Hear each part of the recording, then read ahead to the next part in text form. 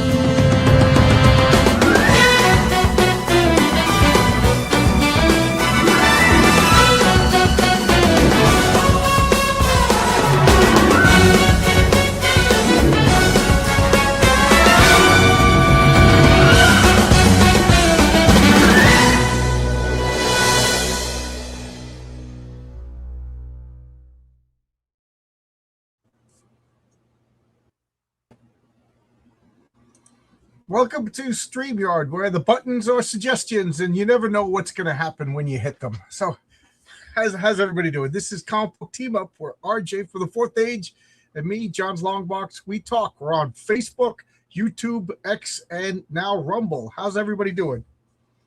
I'm doing good, John. I was just thinking, with the Memorial Day and all, maybe we should talk war comics. Okay. Yeah, for a change on a comic book channel. Yeah, that'll be fun. Oh, can I make an announcement? It's comic book related. Heroic Tales Christmas Special is launching this Friday. I don't know exactly which time it's going to launch. But my campaign should be done being built by tomorrow. I'll review it.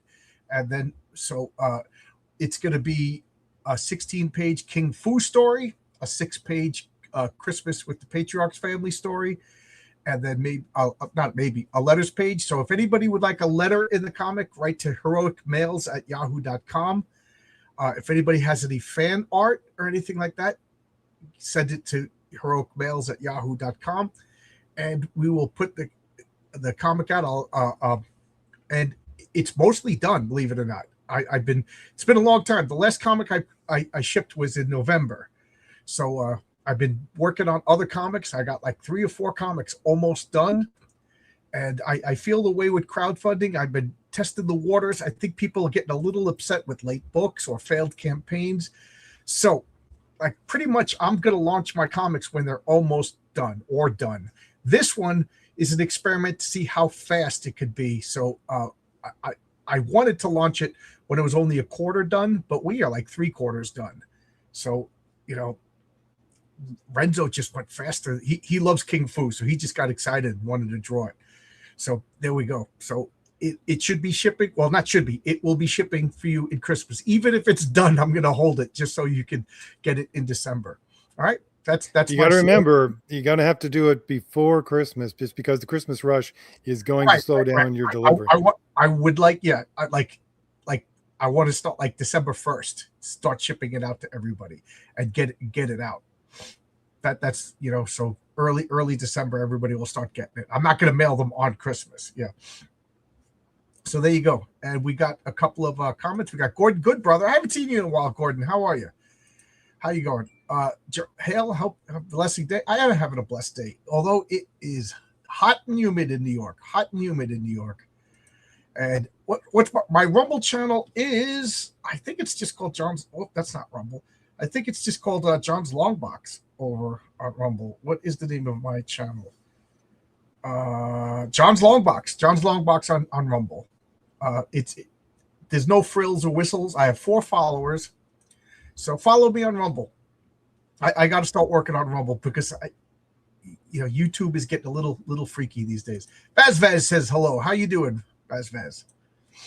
So, anything you want to announce, say, or do? No, just chugging along with Crown the Destroyer, trying to get things done, picking away at everything I can hopefully get done. So there's that. But I just wanted to talk a little bit of war comics if you have a inclination to do so. I was just thinking, John, if we're going to talk war comics, do you think that this is probably more of a question for Chuck Dixon, but both of us can mull it over. Do you think that something like a World War II comic would actually sell today? Would there be enough mindset of people to understand like a true World War II comic and what guys, what's going through their heads and all that kind of stuff? I don't know if there would be. I do, but I couldn't write it. It's funny because I have scripts for almost every genre, like just flat out westerns. I'm trying to write a comedy, horror, superheroes, science fiction, horror, science fiction, comedy, science fiction. I'm doing all of that right now, but I have no war comics because I know the war guys are going to be really, really nitpicky. Like I don't know the planes, and I think it would be unfair to my artists to ask them to look up everything. You know what I mean? So, but I would read it. I think it would be right now. I think it's people are clamoring for all types of genres of comics. Well, yeah. That's the thing. I had for the my Thor comic was pretty much a World War II comic, but the thing was that I was not prepared to write the World War II comic in the fact that it has so many idiosyncrasies to it that you never think about when you're writing a comic. Like I had people in my family who are military, so I asked them questions and all that kind of stuff. So I had that a little bit covered. But the thing is that there's little things like the fact that, okay, you got everybody in green fatigues. How in the world do you distinguish one person from another?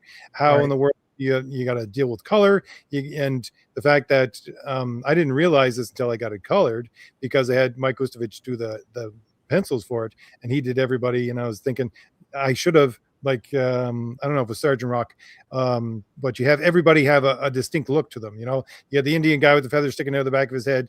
You got the big muscly guy who had no sleeves on his shirt, all that kind of thing, right? And I didn't think about that beforehand when I wrote the fact that you got 4 or 5 guys here and they're all in the same color uniform, and I had to play with skin color and all that kind of stuff in order to try to get it. So little things like that is extremely difficult to predict before you write your first war comic. And like I said, mine was a superhero comic set in World War II. So there's that. And it's really difficult to try to, before you do any of those war comics, to pick those things out. Now I know better. Now I would make a better war comic, but I still don't think I would make a good enough war comic to set one in there all the time. Oh, we got a yeah, I just want to say this before we get to the super chat. This is a big question, but it's funny because as I was just saying, I would love to do a war comic, and I never wrote one. The King Fu Christmas special is King Fu going to Vietnam to rescue a soldier, an MIA soldier. So it's not a war comic because it's set, around now, and for plot reasons, now is the time that they could rescue one of the soldiers. So up here, these photographs are a group that went. These guys originally went to rescue another guy back in 1963, before we were even officially in Vietnam. A top secret mission that's going to have ramifications for years to come in my comics. And one of them went missing. King Fu finds out about it and asks to go and recover him. So it's not a war comic, but it shows you I want to do a war comic. I don't have the chops yet. Just like I want to do a mystery comic or a detective comic. I just don't have the chops yet. But yeah, so it's funny that you were talking about war, and I said I was doing, and I'm like, wait a minute, I kind of, but I'll read the chat, so we'll get to the super chat. So where are we? Vaz says, so, it seems John survived the big New York City flooding of last week. Yes, because I live in a competently run area of New York. I moved out of blue 5 boroughs and moved into red Suffolk County, where the sewers work. When you take taxpayers' money and you hype up LGBTQ community resources and things like that at the neglect of the infrastructure of your city, it gets flooded. Literally, the infrastructure is falling apart, and it's not sexy. It's not fun. I mean, New York City might as well be a third world city right now. It's really, really embarrassing. Rex Blazer, sorry I'm late. It's okay. You're here. That's all right. You're fashionably late. There's a long-running series called Commando. It's mostly World War II stories. Yeah, and Garth Ennis, I know he's not everybody's cup of tea, but he does do excellent war stories every once in a while. He just does. John's a lover, not a fighter. I try. I was going to make a dirty joke, but RJ's here. Last week, they were around issue 59, 55. Really? That many issues of Commando? And now we got a super chat for RJ. Hey, RJ, why is it that when progressives try to make a straw man, they either make a rational argument through the straw man by accident or just make the straw man more likable compared to the hero who often has villainous flaws? Well, first of all, Bailey, thank you very much. That is extremely generous of you for the super chat. The answer to that question is because they are so used to thinking in a emotional way. And, well, let's put it this way. They're so used to thinking in an emotional way. And to them, reason is actually evil. To them, rules are actually evil. You can see this through, I think it was Carl over in Lotus Eaters covered something they did as an experiment in Germany in the 80s and 90s about giving out children who were to be adopted to these couples who they should not have given them out to. Why? Because they wanted to destroy, literally, the government said they wanted to destroy the idea of fascism from the very onset of children onwards. And so they needed to destroy the idea of rules in their mind.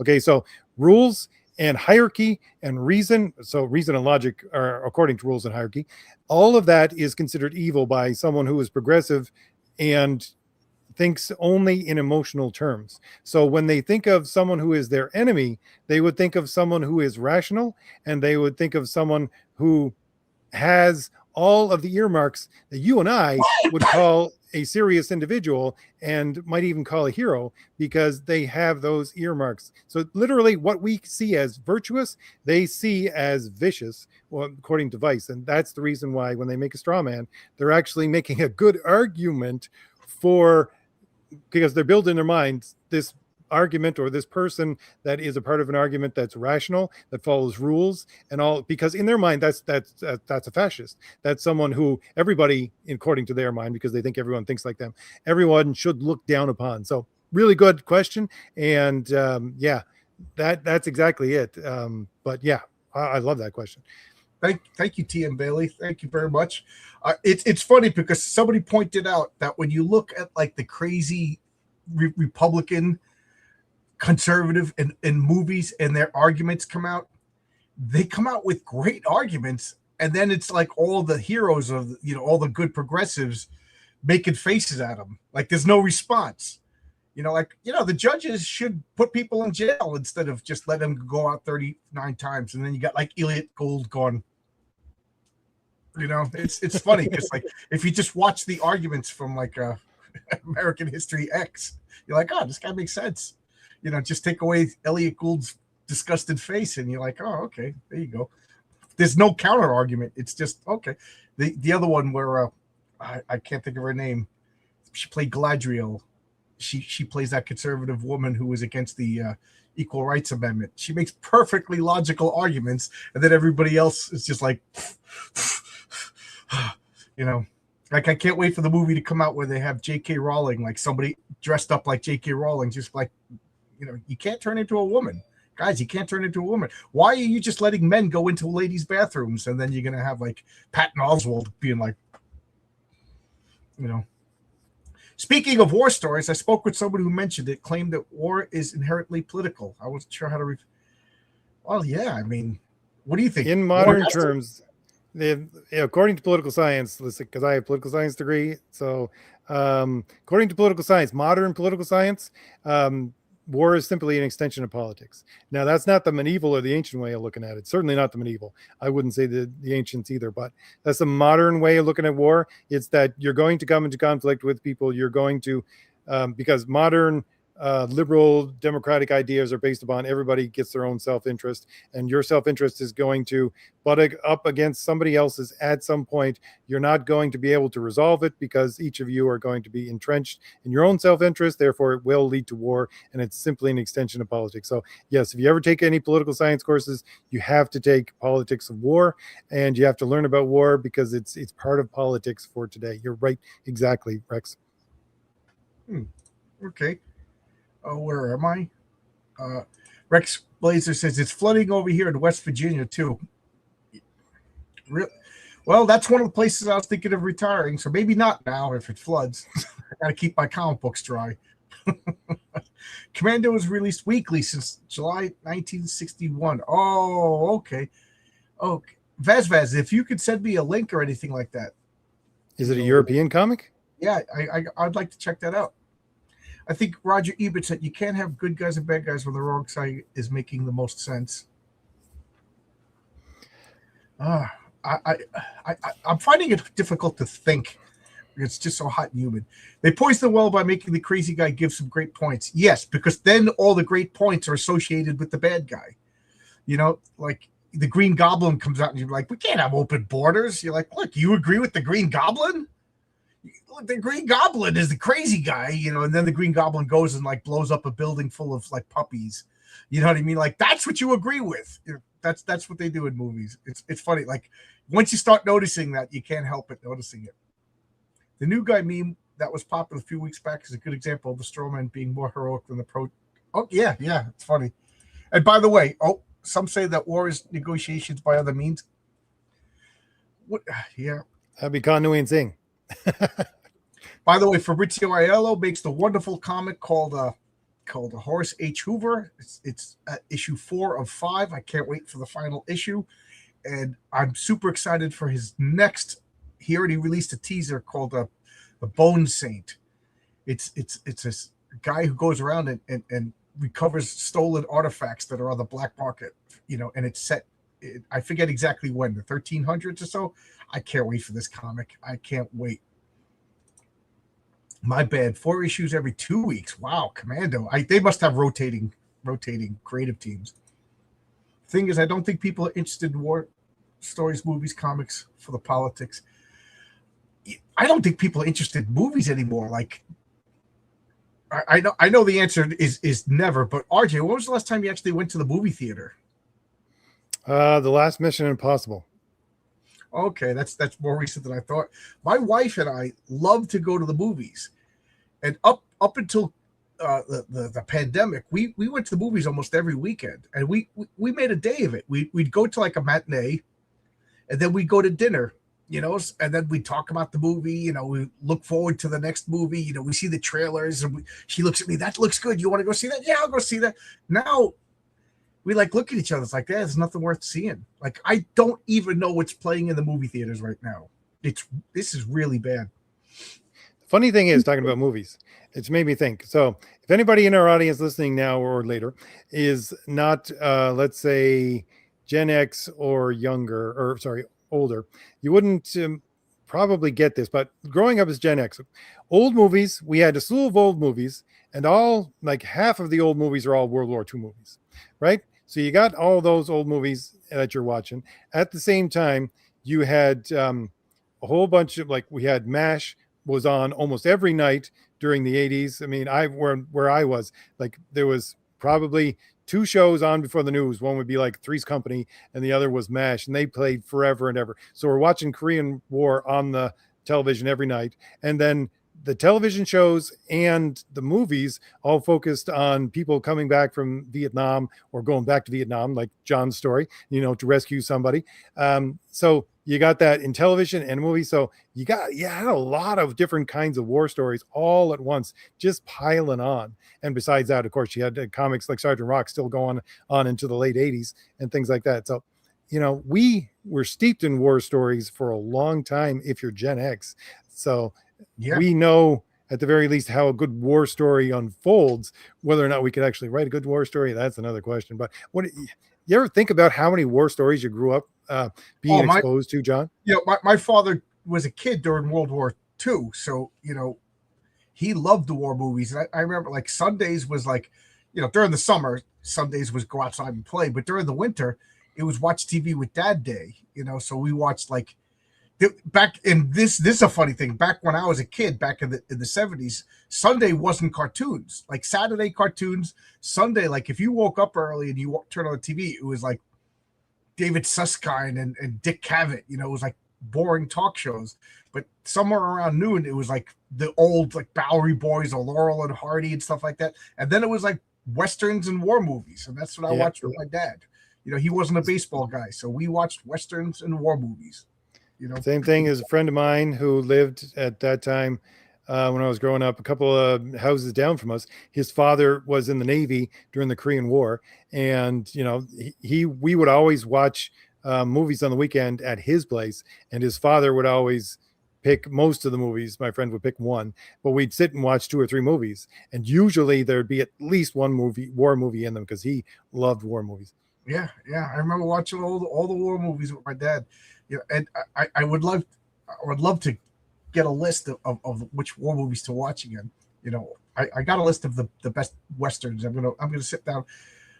I got a month off in August, so I probably get to finally watch all these western movies that I've been putting off. And the great thing about having somebody who has actually gone to war sitting there while you're watching a war movie is because they give you dialogue, they give you extra things. I remember this guy, because like I said, he was in the Navy. He was talking that's how I learned. We watched the Audie Murphy life story, and he was talking about Audie Murphy and how he became an actor after he was in the army and all this kind of stuff. You get backstory to everything. My dad was in the Korean War. He was in the Navy in the Korean War.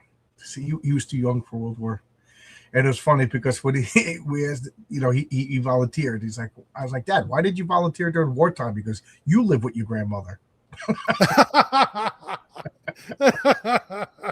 He says he was whistling through basic training, and the drill sergeant was just like, everybody do what Vinny's doing. Why is he the only one who's having a hard time? He's like, what's your secret? He goes, live with the crazy Sicilian mother. And everybody started laughing. My grandmother was tiny, so she had to be mean, She invented the wooden spoon over the head. I think the last movie I saw in the theater was either King Kong, Godzilla vs. King Kong, the New Empire, or Top Gun Maverick. Yeah, I'm trying to think. I think the last thing I saw in the movie theater was my wife is really into that show, The Chosen. So they released like half a season, and you can watch it in the theater. Then 2 weeks later, you watch the rest. I think that's literally the last thing we saw. So we go to the movies to watch a TV show, but it's fun. I'm enjoying the show. Do you watch The Chosen at all? Probably not. It's on cable. No, I don't have any access. Well, I mean, go visit my mother every once in a while, and she has the news on 24/7. But I don't have any television here except for the VCR hooked up to my computer screen. Well, I'm curious now, because we tend to have a conservative audience. Does anybody watch The Chosen? And if so, what are your thoughts on it? I know a few people, it's blasphemous or whatever, but it's a TV show, and their statement is they're trying to make an entertaining show, but it follows the New Testament, and I really like it. And one thing I do like it, as I'm watching the show, I'm like, oh, I know the scripture that this is based on, but they fill in the day-to-day details. And there's a lot of humor in the show, and that's something that people get mad at. And I remember my father had this picture of Jesus hanging up, and it was Jesus laughing, like a belly laugh, like with his head back laughing, and he loved that picture. And I remember one of my father's friends got a little annoyed at it. My father said, Jesus is fully God, fully man. And part of being fully man is humor and laughter. You don't think Jesus ever laughed? So that's, when we watch the show, I'm like laughing at stuff, but like, not that it's a knockdown silly comedy, but there's like humor. It's 12 men like walking around all the time. Of course they do goofy things. That's what men do. It's not like Jesus is the butt of the joke. It's very respectful, but like couple of the apostles will goof on each other. I like it. It's pretty funny. So I'm just funny, curious if you like. It's funny you should say that, John, because my friend who's a priest, right? So he was telling me a story that's something very similar, because when you become a priest, basically, well, I don't know. I think he went to Colorado. Anyways, but when you become a priest, you get something like a prayer card with your dates on the back, right? And you get to pick the picture of Jesus that goes on the front. It has to be a picture of Jesus. So you pick, every priest picks for their own card what picture of Jesus goes on the front. So, and it can be fairly, let's like just Pokemon. say loose in the rules, because my friend, he did, one of the religious pictures that you would normally see. So one of his friends did basically bread and wine sitting on the altar, because that's Jesus, right? And right. Catholics. And one of the priests had this picture on the front, which was a laughing Jesus. And he said most people got annoyed at the fact that this is what he chose, because they, again, just like you were saying, a lot of people thought that was a bit irreverent to show Jesus laughing. And he was like, no, this is Jesus here. He's laughing. He's a human being. One of the funny stories is my friend Michael, his parents were very religious, like they, Roman Catholic, and they would always invite the priests over for dinner. And then, it was a big deal. Clean the house. Michael's like, I hate when the priests come to dinner. My mom, we got to clean the house. We all can't curse her. And they're sitting there. They had 5 kids in the family. And the priest is, just talking. They're talking about scripture and everything and whatever, talking about sports and stuff like that. And then Mike said he was just daydreaming. And then the mother just said to him, like, oh, Mike, why don't you become a priest? And he just didn't think it. He just goes, I'd rather die. And the priest cracked up laughing. And he was just like, thank God the priest laughed, or it would have been a beating when the priest left. But, he got a big belly laugh out of that. Well, the thing is, we used to my friend, we used to the priest, we used to invite him to dinner all the time when he would live down this way. He doesn't live down this way now anymore, but he would come to eat supper all the time, like once every couple of months at least, and we would play board games afterwards, and he was the most vicious player of board games ever. That's funny. Yeah, I go to Dice Tower Con. Oh, I used to. I haven't gone in a while. And for the most part, they have like the Dice Tower. They're pretty conservative. They're all a bunch of preachers themselves, and Christians. So when you go to the convention, like you're playing with like some like very religious families, and man, it's just like God schmud. I gotta win this game. These people just real cutthroat, but I enjoy it. It's good, wholesome fun. Yeah, you got to come down, RJ. Play some board games. We got to hit the $100,000 stretch goal so I can have RJ come down and play board games. I think Chuck Dixon said it best about the Oscars. They always pick whatever's popular at the moment and films you watch once and never feel like watching again. Yeah, and now they literally have a checklist before you're even considered. And I think this Odyssey is just, we're gonna hit the checklist in spades. If I'd be surprised if Odyssey doesn't win the Oscar, because it's just ridiculous. Please I think Bailey's comment is going to be what the new Odyssey is about. They're going to think that they're owning people putting all this garbage in it, and everybody's going to look at it and say, you're making our point. Yeah.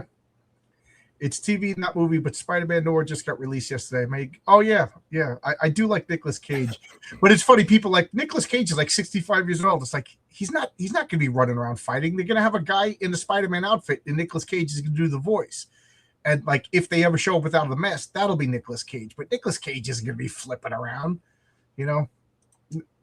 Did you really think Christopher Lee was Count Dooku doing all the sword fighting?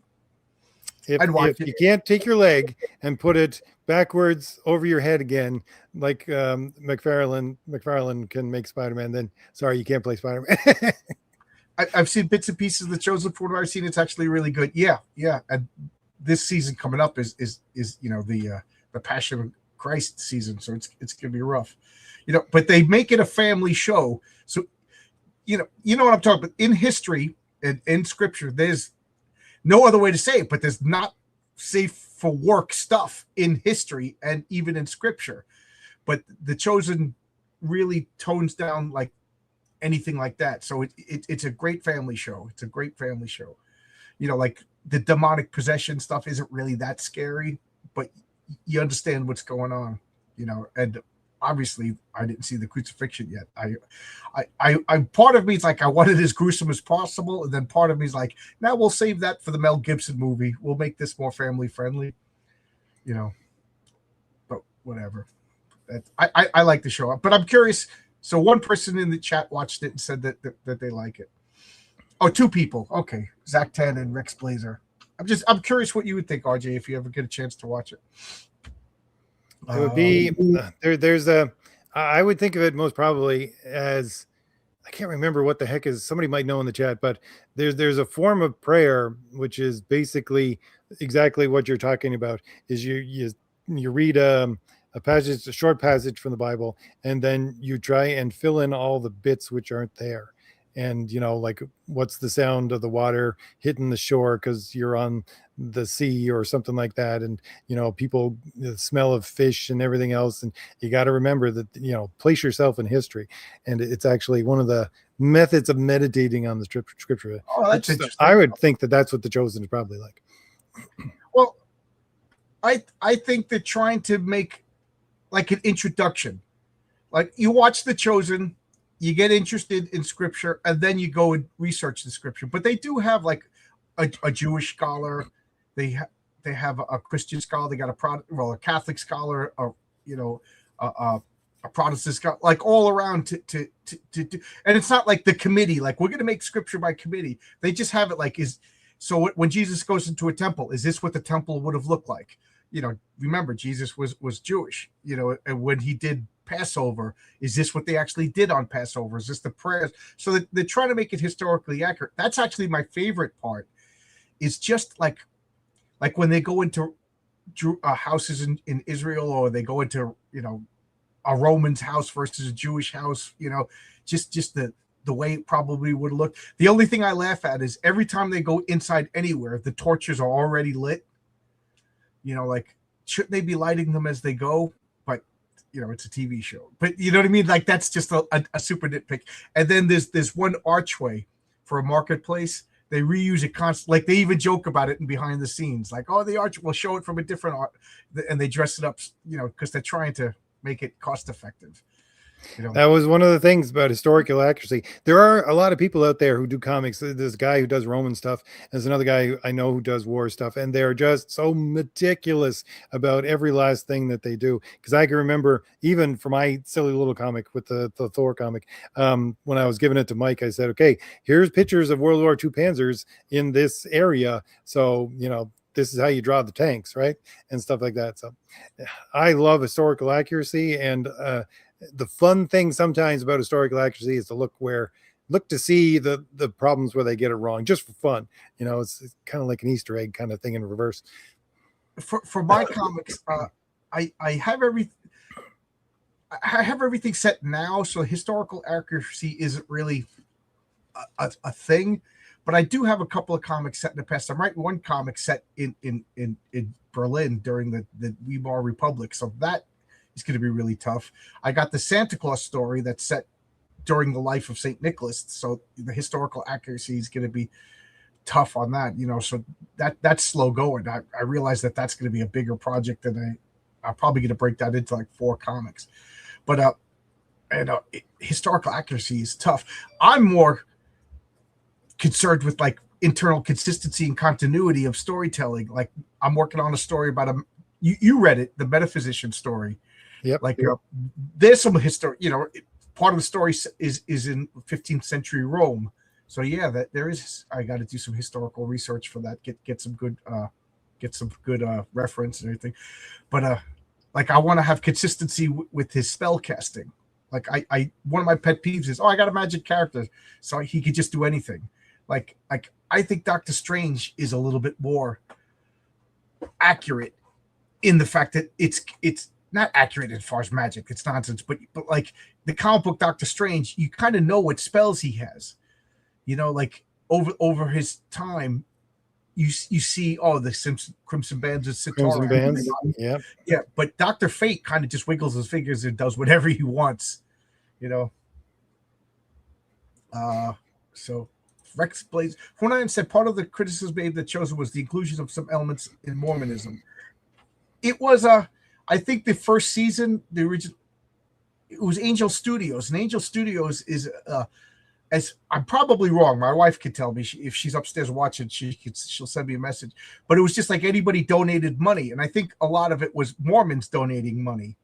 But I haven't seen any Mormonism in the show. But I might be wrong.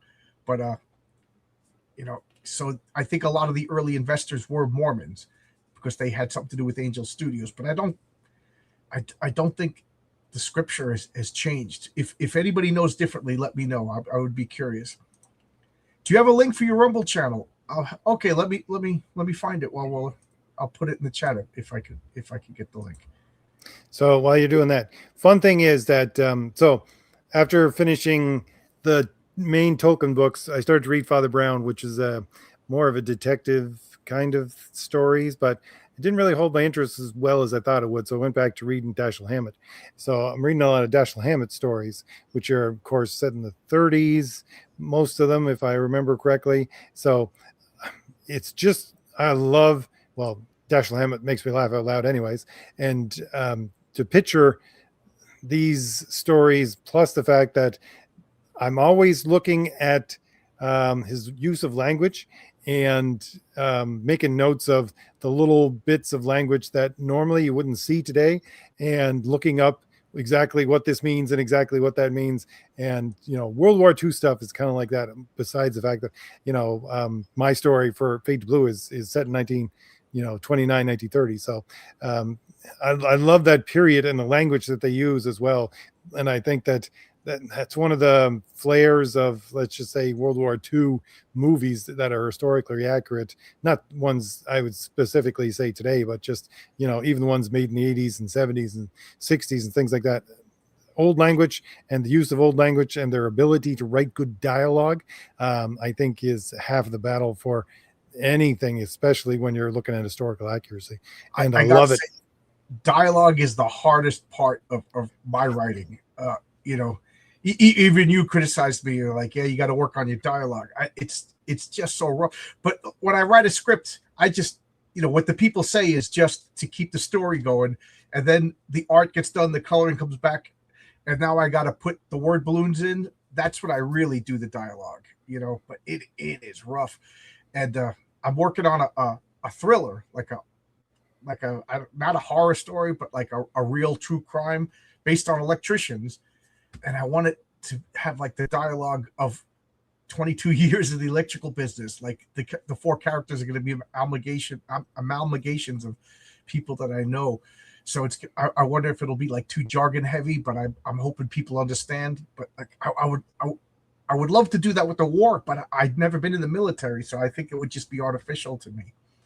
Well, the thing is, okay, I think it's much different. See, that's the problem, I think, with writing modern war stories as historical war stories, because if you're looking at, and this could just be me, and I'm not an expert on this by any means, but if you're looking at something like World War II and you got the draft and you got people coming in that are just basically really quickly going through basic training and then just getting set out there. So you got a whole lot of normal talk. There isn't a lot, too much anyways, of military jargon. But if you look at people today, and I, like I said, know people in the military or been in the military fairly recently. And if you watch anything like on YouTube or guys talk about military experience, they are speaking an entirely different language to each other, and you don't understand half of what's going on. So that's one of the problems with doing, I think, modern like military stories as compared to historical ones.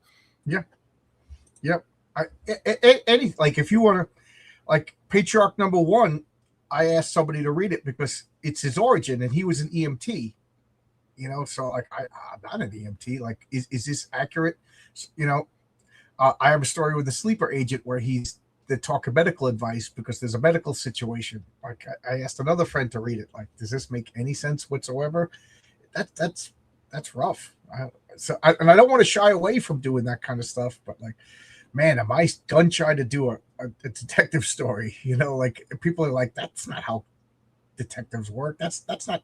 These clues are stupid. Yeah, you're right.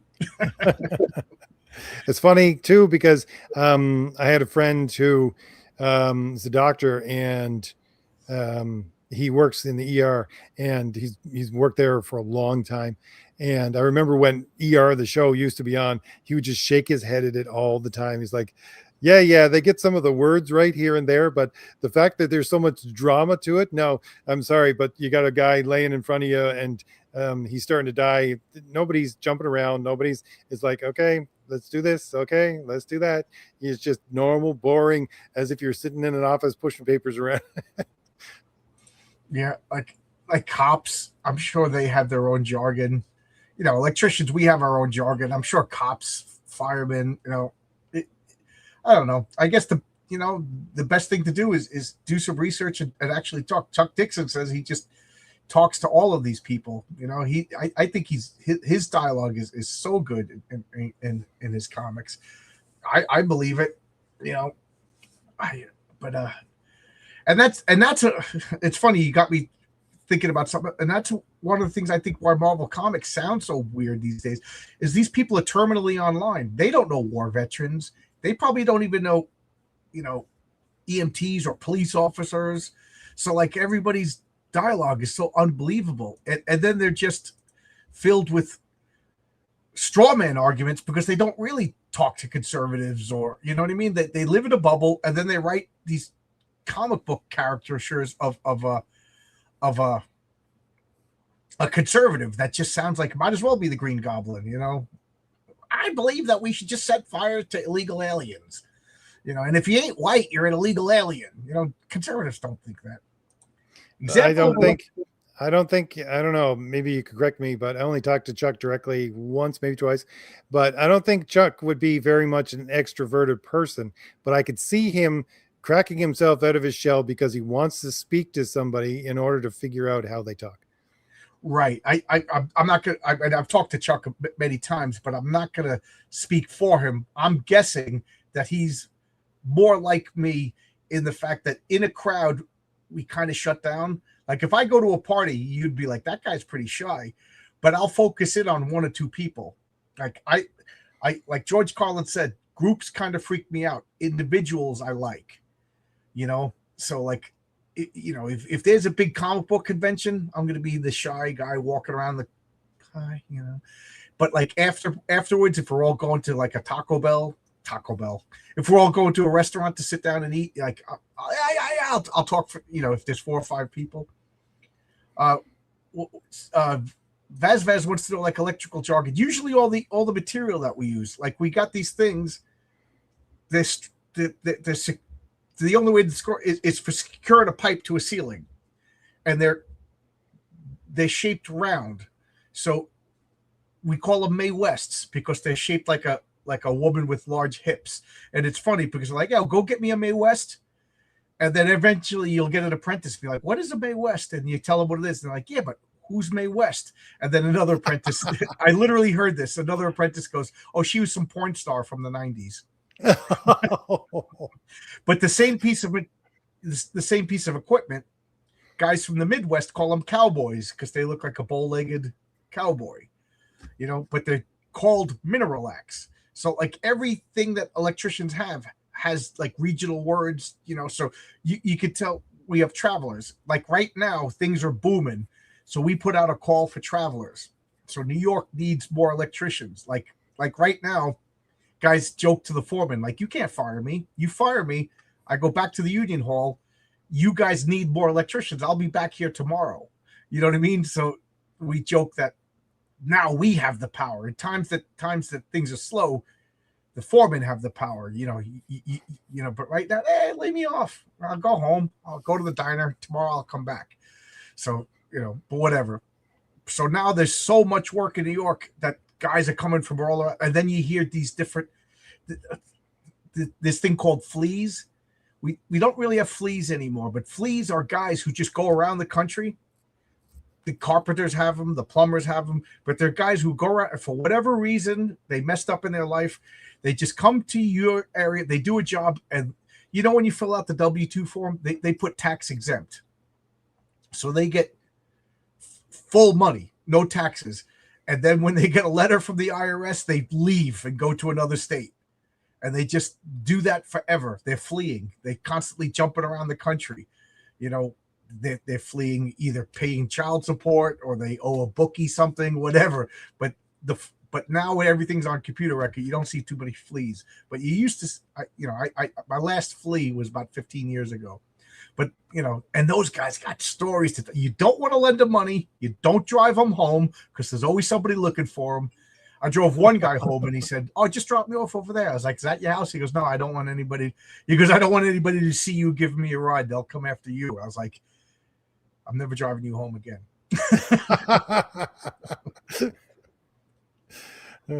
Fabrizio says, "That's exactly right. They can't articulate their own thoughts, let alone try to write a fictional characters." Yes, without emojis. Man, when I open up a comic book and I see that it's written like a cell phone text message, you know what I mean? Captain America, "Hey, what are you doing for dinner?" Spider-Man, "I don't know what," I'm like, oh my God, I don't want to look at a cell phone. Like, there was a few times when I was thinking of doing that, and I'm like, no, I can't do that. I can't do that. But I guess this is Zactan on Rumble. Thank you for watching on Rumble. May West is a small cake name here. Name inspired by the real. Really, there's a May West cake? Now I got to look that up. You know that? Heard of May West cakes? No. Is it a brand name or is it like? Yeah, it's not. It's a type of cake. It's not a brand name. I don't know who puts it out, but they make like flaky cakes and half moons and May Wests. They're it's like Twinkies and stuff like that. May West. I'm looking it up. West cakes. Why can't I spell? I can't spell because it's May West. Okay. Each cake has a rich chocolatey coating and a creamy center. There you go. Sounds delicious. Just like the real May West. Wish you could fix my fuses. The recent Texas weather did a number. You still have fuses, not circuit breakers? Man. Yeah. Yeah, my mother's house got the fuses replaced last year. They took the fuse box out and put in a new box. Did you put in circuit breakers or more fuses? No, circuit breakers. Okay, so you have circuit breakers. That's good. May West. Because the whole thing, the post was ripped down in the hurricane. It was a couple of years ago, I guess. Post was ripped down in the hurricane, and they had to rewire the entire thing going down into the fuse box. They thought, might as well just replace this entire fuse box. Yeah. If at that, get rid of the fuses. Put circuit breakers. It's a little safer. When you say fleas, somehow it makes me think of the Metamorphosis story. Yeah, FLEAS, fleas, like they're jumping around. You don't see that. Like once, like I worked with a guy who called the payroll and said, "Change me to tax exempt," and the payroll secretary, "He can't do that." He goes, "Yes, I can." He goes, "You're gonna get in trouble." He goes, "Let me worry about it." And he just wanted to put money down on a house, so he put tax exempt on his taxes for like 3 or 4 months. Put a down payment on a house and then went back to normal. I don't know why I'm giving out this information, but I put single zero. I let them take out as much as possible and then hopefully get more money back at the end of the year, even though New York City always seems to screw me. Yep, since I'm self-employed and I own the business, John, I can never get more than zero. There's no way I'll ever get anything back besides the zero is the level I get. I never get anything back ever. Lately, lately I still pay, although this year was the lowest I've paid in a long time. And now I got to get May West from the pantry. Oh, you got them?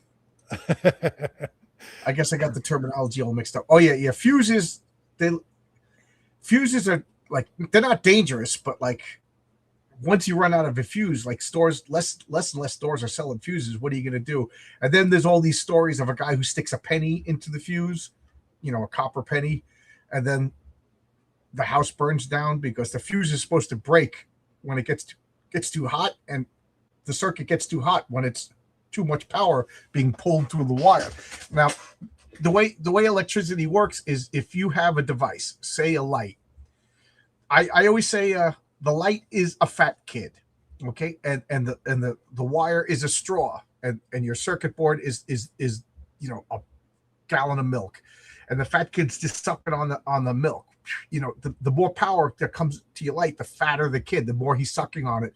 There comes a point where he wants too much electricity and the wire can't handle it, and the wire gets hot and melts, and then the fuse or the circuit goes off and cuts off the power. You know what I mean? But if you put a penny in there, the penny's stronger than the wire, so the penny will keep pulling the wire, and the wire will melt, but it's still drawing, and next thing you know, you got a broken wire up against something and the house burns down. That's electrical 101. So never do that. And then you have stories of guys who a small circuit, like for your house, a 22 bullet fit perfectly in the fuse pucks. There's so many stories of jerks who just put a 22 bullet in as a temporary fuse, went to the store, and when they came back, they got shot in the leg, or somebody got shot, because it heated up. Man, those circuit breakers, just use circuit breakers. They're almost idiot proof. And all you do is flip them back. All you do, and if it keeps breaking, then that's a sign that there's something wrong, and you need to check something. You got a dead short. Well, here you go, John's electrical theory. RJ knows all this, though. How to kill somebody with an electrical fuse box? Yeah. 101. Yeah, that's funny. Again, friends of mine were saying something. I don't know what the conversation we had about 2 weeks ago, and they were saying. We were talking about how you could kill your friends really easily. And I said, because we're eating a meal, I said, I could kill you right now if I really wanted to. And they said, how? And I said, well, who knows what's in this salad you have right in front of us? Right. I could go into the rhubarb patch and you'd be dead. Yeah, just hand them it. Would you like another slice? Yeah. Rex Blazer says, here's a joke villain idea. Villain who grows wider the more electricity he absorbs. Yep. I have a story called A Trick Before Dying. And it's a funeral of a superhero who started out in World War II. So he's a World War II era superhero, a golden age superhero. I don't want to say his name or anything like that. But he's dead. And everybody's telling stories. And part of his origin is an electrical based villain is hired by the mob to shake down the place, and he happens to be there, and he defeats them. And that's people like he's a little vain. That's like his weakness, is he liked the attention. So he's a good guy, super smart, he's a super smart guy, super athlete guy, like a Reed Richards guy who can't stretch, but he loves the attention and he loves the ladies, so he's one of those kind of characters. But he defeats the electrical based guy, and the whole inspiration for the story is the Alpha Core, the Alpha Core by Chuck Dixon. When they hosed down the electrical based villain, I wrote Chuck a big letter of how that wouldn't work, and he never responded. So I was like, I'm going to write a story with electrical villain using proper electrical, and then it spurned into a whole character. It's one of my favorite things I ever wrote. So it's probably 4 or 5 stories away because I want Renzo to draw it. Because it's also inspired by your Thomas. It's going to have like 100 superheroes on a 2-page spread because it's a funeral, and each one of them I have to describe because I can't just say make up what you want. They have to every one of these guys has a story and a history, and they all interact. I was just thinking, a good way to write a World War II story would be a supernatural story, kind of like based on Dead Man, where you have the fact that this guy, so you have a ghost, and the ghost would only appear where someone is telling a story about like his unit or something like that, and it would have to perpetuate the story. You know what I'm talking? You know what I mean? So it just goes from one place to another. Somebody tells a story, he appears, and then he possesses somebody. That would be a good story. Oh, I get it. Okay. So he's kind of like the vehicle, almost like the crypt keeper. So he's the connective tissue between all these stories. Yeah. Okay, that's a pretty cool idea. Yeah, one of my switches kept flipping back, so I scheduled an electrician. Yeah, that means you're either drawing too much power on that circuit, or your wire is frayed and it's touching something and causing a short. Either one of them is bad. Either one of them is bad. So you got to get that. Well, most places today would have a GFIC plug in most, and besides the fact that having a circuit breaker, so there's the temporary circuit breaker on the GFIC plug, anyways, right? Yeah. That's usually for wet locations like kitchens and bathrooms. It's just another layer of protection. Ground fault interrupt circuit breaker. It was free comic book day at my local. Oh, first off, hello Tim, good to see you. It was free comic book day at my local comic the other day. I got 15 free comics, and not one entertained me. They were without relief. Oh, I was so happy, and then it's like most didn't have any superheroes in costumes. It's funny that you said that, because on Saturdays and Sundays, on Saturdays I do Avengers Assemble, and because I'm working overtime. Let me start over again. On Saturdays, 10 a.m. Eastern Standard Time, I do Avengers Assemble. On Sundays, 10 is standard, I do Sunday Comics. And Sunday Comics, I'm doing the Byrne X-Men, and the Avengers Assemble is like I'm up to Avengers 157. If I work it overtime, I do it at 7 p.m.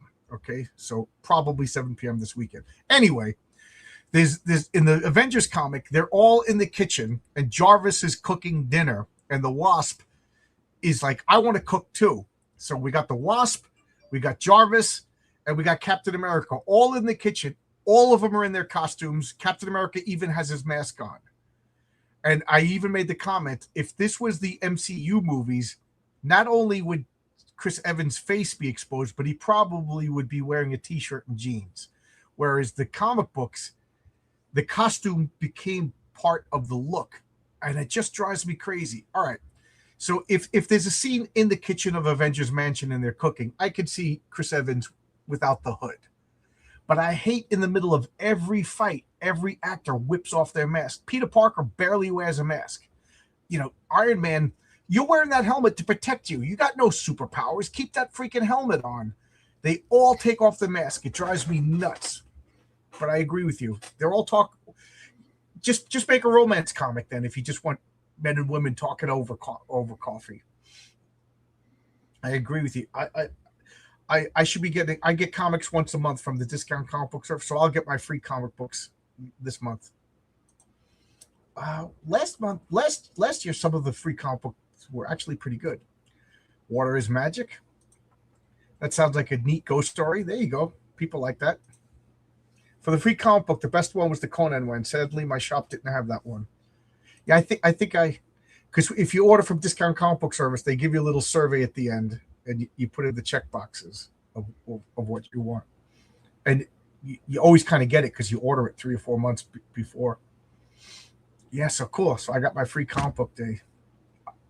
If anybody gets Mouse Guard, that guy, he makes free hardcover comic books on Free Comic Books Day. They're by far the best free comic books. You know, those are hard to find because they're just so freaking cool looking. They must cost them a fortune. David Peterson I think is the guy who does Mouse Guard. So yeah, we're talking about comics. So here's why I think that you're not going to ever see a really good.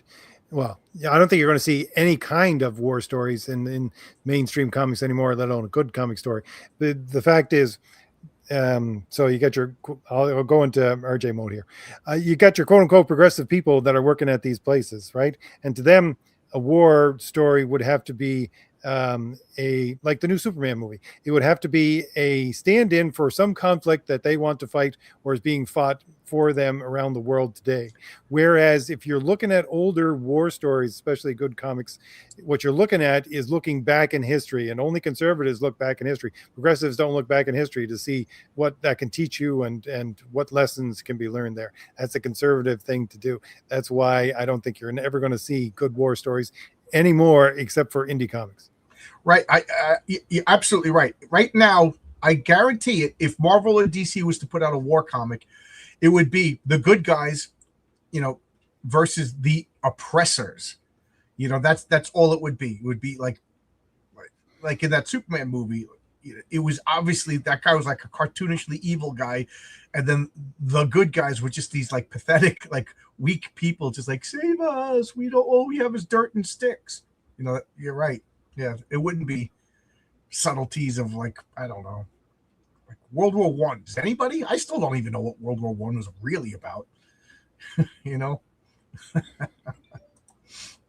Speaking of masks, John, did you read Dust to Dust? Set in the Depression era, where people coming back from World War One with trauma, villain wearing trench coats and gas. No, I never heard of it. It sounds like a good. That sounds like a good comic.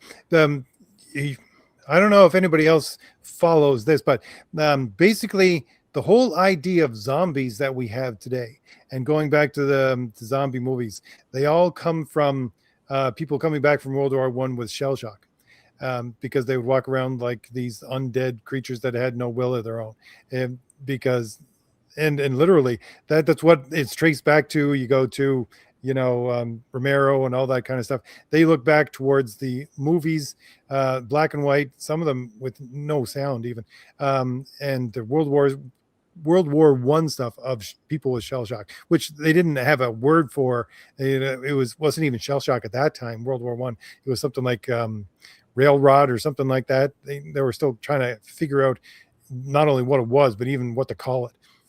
Yeah. I don't know. I think are zombie movies over? Like, right?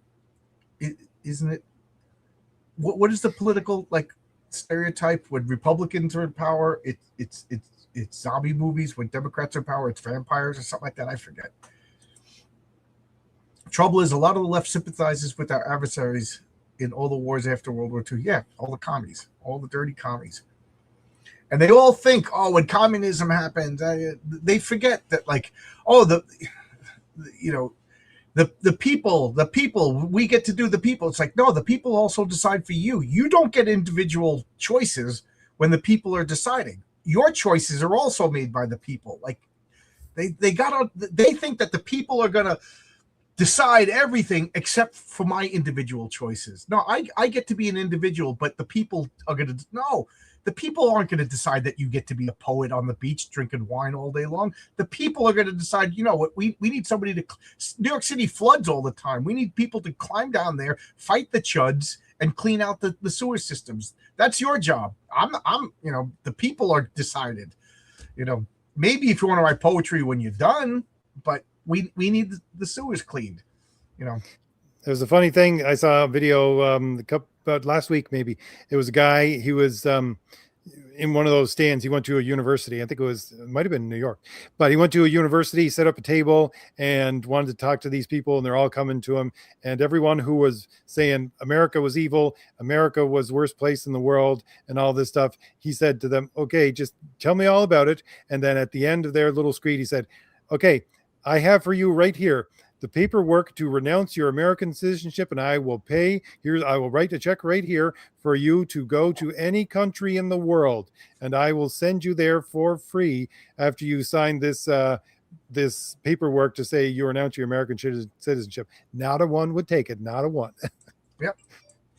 Yeah. All the people that hate America for slavery and everything like that. It's like, okay,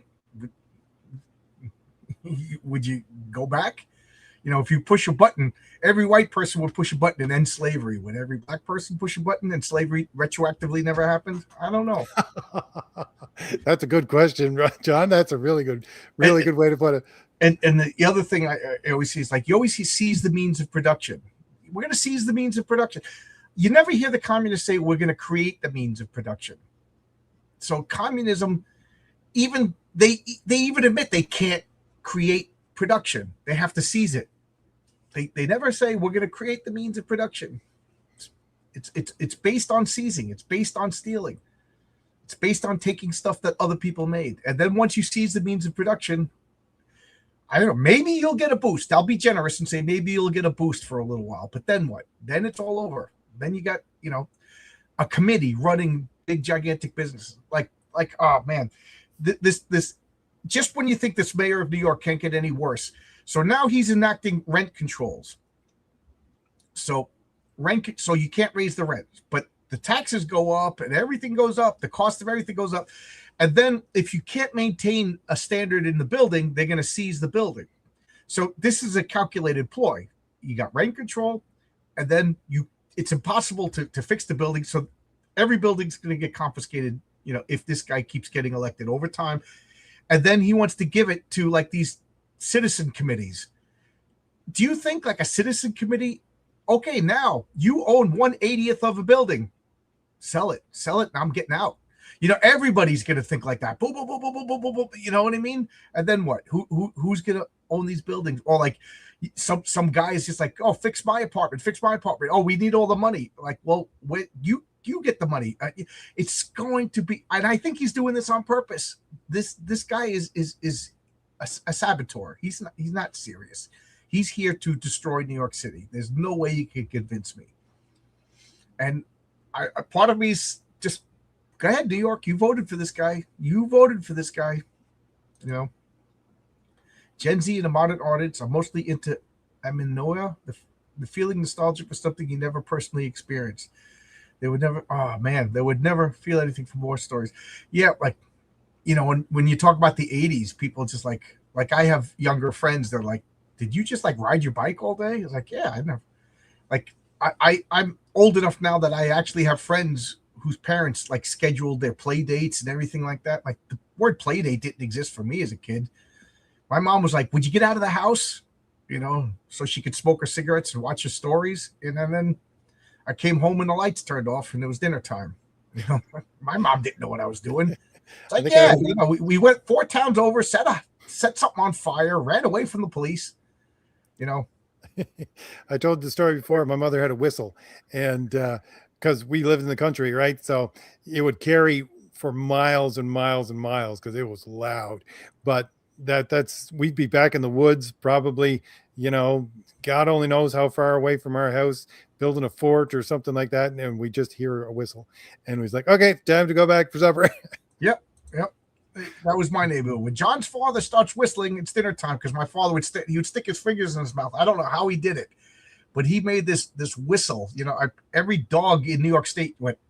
When my father, I can't replicate this whistle that he did, but it was just like it became the neighborhood. When John's dad whistles, everybody came home. Like, my father set dinner time for the entire neighborhood. Yeah, that was larger than life. He was a character. Yeah. And it's funny because people are like, yeah, you turn it into your dad. I'm like, Dad's a good guy. That's kind of funny because it was probably about 5-6 years ago where my father and mother were sitting at their table, and their friends had driven up from Boston and see them like probably one last time, and they're all sitting at the dining room table, and I walked into the house, and his friend just turned and looked at me, and he said, hey, he's talking to my father, he said, hey, turn around and look at yourself 30 years ago. Yeah, I we're at that age now where you only see people and cousins and stuff like at weddings and funerals. And a couple of my cousins like did a double take. They're like, "Oh, I thought you were your dad." Like I thought Uncle Jimmy was walking in. I'm like, nope. Yeah. Except I got more hair than my dad. But then again, he had 7 kids, so he had a reason to lose his hair. Wow. So, comic books. Are you reading anything new? Or I always ask you this. You reading anything off the shelves? I was going through a few things today to try to find something to read from my old comics. I was looking at Amazing Spider-Man. What the heck? Where was I in the list of Amazing Spider-Man? I have it right here. So Peter Parker Spider-Man number 66. That's what I was looking at. Okay. It's like I decided to start there because I love that cover, Peter Parker Spider-Man number 6. And funny enough, John, what has it got on the cover? It's got Electro. I'm looking it up. Peter Parker number 66. Yep. Okay. So nothing new, just old stuff over again. Yeah, I'm reading whatchamacallit. Oh, okay, I know this comic, but why is it not a full image? But I'm reading Miss Tree right now. Do you remember? Do you ever read those comics? I've never. I know Miss Tree, but I don't think I own any, and so don't. They're just flat out detective stories, and that's why I'm getting a hankering to do a detective comic. But like I said, I guess what you do is you do them backwards, right? You come up with the crime and then you tell it backwards. Here you go. Yeah, look at that. Electro's got such a cheesy costume, but I love it. Yeah, and I love this cover. This is just amazing cover, and they even got the Epic Comics logo on the front there too to sell their own. They got a Marvel advertisement on the cover of a Marvel comic. Right. Yeah. The Epic line was good. John's dad. Yeah, I miss my dad. Yeah, he's gone now. Geez, what, 15 years or so? Comic book reading habit. Read as soon as it's released or piling up to read a few issues in the past. Yeah, I got 20 issues of long boxes of comics that I haven't read yet. You know, I seriously toned down on my comic buying because I'm like, I gotta read these before I die. I'm actually getting like stressed out thinking like that.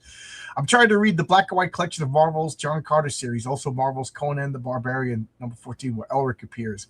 Yeah, I think that's the next Conan that I have to read. I bought a stack of them, but it's funny that you said the John Carter series because I'm reading this. I'm up to issue 5. Where is it? I'm up. Well, here. I'll take this down. I just read this the other day. John Carter, Warlord of Mars, number 5. You know, these are fun. I never read these as a kid. I get annoyed when Marvel or DC takes an IP because they always kind of like split the difference. They don't follow the novel exactly, and then they make up new stories, but they stay like the novel already, in my mind, the novel already happened. So do the stories afterwards. Like Tarzan, it got canceled at like 26. I don't think it sold too well, but like they're telling the Tarzan novels, but they're not telling it exactly like the novel, and then they're taking like 30 different novels and they're splicing this and splicing that. So it's kind of like jarring. Just make up new stories if you're gonna okay, all the novels happened and now we're doing the continuing. Like I don't want to read a Sherlock Holmes comic that's a retelling of the stories, but not as good. I don't know. Wonder who makes all the villains' costumes.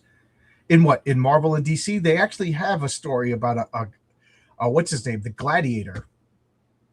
That was his job. He owned a costume shop, and if you went to the back, he made supervillain costumes. What was his name? Melvin something. And that was, and then he made himself the Gladiator costume. But they, like an Egg the Mole. And I think DC had I'm trying to remember the name of that character, the guy who actually made and repaired superhero costumes.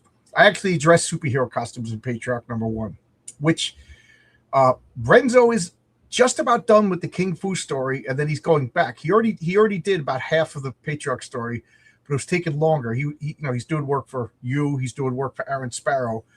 So I said, we got to do King Fu. I want it out by Christmas. So he put that on hold. He said he'll be done with the Patriarch by the end of July. And then as soon as King Fu is done, we could launch the Patriarch #1.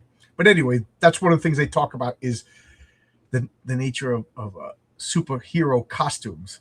And I always hated the term unstable molecules. So I came up with another term that's basically the same thing. Agreed. Comics should give extra stories in the franchise. Different stories work better in different mediums. Yeah. Like the John Carter, I'm up to #5, and they're still retelling the first novel. But I don't know. Like it, and then the Tarzan comic does a weird thing. They put an asterisk and they say, "See Tarzan, the second novel." I remember that. So like, wait a minute, but I didn't read the second novel. Like, I don't know, like the Star Wars comic books kind of did it right. They did the first movie, and then they did their own crazy stuff. But where I had the problem with the Star Wars comics is I dropped them when Empire Strikes Back came back, because then they had to curve back into Empire Strikes Back. And by then they had 3 years of continuity that didn't fit the Empire Strikes Back. And they had to get rid of that Green Rabbit and stuff like that and everything. And then after Empire Strikes Back, they wavered again, and then they had to reset for Return of the Jedi. And I had enough of that. Even as a kid, I was a pain in the ass about continuity. Funny thing is, though, for the John Carter stuff for Marvel, it's still to this day, Green Martians. I see Green Martians as they made them for Marvel's John Carter. Oh, okay, yeah, okay, yeah. Little green men from Mars. That's been around since the 1800s. Believe it or not, I've been doing research. Without giving away too much details of a story that I'm working on, is in the 1700s and 1800s, it was little green men were fairies. And then somewhere along the line, little green men became spacemen. And they did the same thing. They abducted people and played tricks on people. You know what I mean? They filled that same folklore niche. So you already know one of the stories that I'm working on, the evolution of fairies into space aliens. There's some really good, I love fairy stories, because you if you follow mythology, you go to Celtic mythology, it morphed into Celtic folklore after a while, and that's what the Fae basically became, which is the old people who lived in Celtic mythology, who were there before the Celts came, and they fled into the hills, and then they became fairies basically, and then they turned into leprechauns and things like that. And you get a lot of the folklore stories about leprechauns coming into the hills and doing stuff like stealing people's shadows while they're sleeping and all these kinds of things. So it's a really interesting connection to see, like an evolution of the way the stories are told. It's funny that you said that, because I've been doing a lot of reading and research on fairies and jinn and all of these, and I've come to the conclusion that, like, you know, the Tolkien took elves from like Nordic culture. Then you have fairy, which was kind of like British, and in the Arab world you have jinn. They're all the same thing. They're all, if you go back to their roots, they're all these tall, beautiful, fair-skinned beings with magic powers that kind of recede out of our consciousness, like the next plane over or something like that. So I just I can't help but like get intrigued by the idea that elves, fairies, and genies are all the same thing. And if they're all over the world, what happened to them? Did they really exist? I don't know, but it makes for a good seed for a story. I don't know what to do with this idea yet, but I can't help but think of this idea. I'm giving away all my ideas tonight. The funny thing, I said this before, the funny thing about Celtic mythology, as apart from any other kind of mythology, you go to, European anyways, you go to the main ones with Greek and Roman or with Norse, they're always fighting monsters, and, it's part of what they do. You got Heracles and he's fighting the Hydra, or, you got Thor fighting the Midgard serpent and all these kinds of things. But in Celtic mythology, it's ignoble for you to fight monsters or anything that is not human, because anything that's not human doesn't have honor, and you gain no extra honor from fighting something that doesn't have honor. Interesting. It's funny. First off, let's answer this question. Do the John Carter comics get the Native Martian dress code? No, they don't. because it's the Marvel Comics code. Anybody who read John Carter, they're naked. They're naked. Maybe they'll have like a harness or something like that or a belt so they can hold up their sword. But what's her name? Why can't I think of the woman's Deja name? Thoris. Deja Thoris is basically naked, and that was like a trope throughout old pulps, because pulps were made for men, and they would have like a sexy naked chick with like her arm covered, all the good bits on the cover, or a monster or something like that. But you knew she was naked, and it was pulpy and trashy and lowbrow and everything, and they made no bones about it. Like even the Lensman, there was the Planet of the Naked Women, and they made a woman a Lensman so she could go there. And then they were like, "Oh, you gonna wear the native dress?" And she's like, "I guess I have to." They're like, "Let's see the native dress." It's wonderfully sexist, and I love it. I really hope they don't make a Lensman movie in this current climate. But no, but Conan, Belit was basically naked, but that was just because men read this stuff, and men work hard and they want to read about tough guys rescuing naked chicks. There's nothing wrong with it. It's biology. You know what I mean? There's 8 billion people on the planet for a reason. And there's a reason why they were pulps. Is because they could get away with it by describing it instead of putting it in the pictures. Right. Once they started drawing it, that's where they added all the harnesses and stuff like that. Even Tarzan, if I remember correctly, like when he found Jane, she was basically naked in the woods, and they never really said if she put clothes on or whatever. From what I understand, originally Luke's sister was somebody else, and Leia was supposed to end up with Luke. They changed it to streamline things. Yeah, I as much as I love the original and only 3 Star Wars movies, Lucas was bad with continuity, and there's just so many continuity mistakes. But we love it anyway. We love it anyway. There's no way in the world Darth Vader was Luke's father in the first movie. There's no way in the world Leia was the sister in the first. They wouldn't have kissed. You know what I mean? It's kind of creepy if that's what he planned, but no way in the world. Yes, I got your email. I've been working 5 hours a day overtime. Yesterday and today were the first 2 times I didn't work overtime. Yesterday I was just too tired. Today they owed me 5 hours, so they said, "We'll pay you today. Go home." They owed me extra time. And then I don't know if there's going to be overtime for the rest of the week, because sometimes there's little disputes between the customer and the shop. And one of the things that the shop does is, okay, we'll pull in all the overtime, and then your project's going to be late. And then it's like a little tug of war of power, and the only people who get screwed are the workers. But I worked 46 hours overtime last week, so I'm not going to complain. I'm tired. But I will read it. I make this pledge now to anybody who's watching this. If you send me something to read, I will read it. I just can't promise that I'm going to read it that day. And I forget if I already read yours and critiqued it, or was that somebody else's who I already read and critiqued it. Then they send me the second draft. I didn't read the second draft. If that's you, I got so many things that people are asking me to read, and I enjoy it. And why? Because I feel I owe everybody. Because when I was starting out, everybody was reading my stuff and helping me out and telling me what to do. So I feel paying it forward. So you're not bugging me. And if I didn't read it, give me 2 weeks and so and send me a message, because maybe I forgot. And I honestly want to help everybody if I can. The Edgar Rice Burroughs books are a bit unclear about how the Martians dress. I vaguely remember them. Everybody was naked. The thing that bothers me is, how does Deja Thoris lay eggs? That always bothered me. And the other thing that I always thought was weird is, like, it was unclear. John Carter is like a metahuman at the beginning of the novel, right? Because he always existed, right? He's like the eternal soldier. He doesn't remember his past, but he's almost like immortal. So, like, is there something special about him? Is that why he could go to Mars? Like, I don't know. And the books are very unclear about it.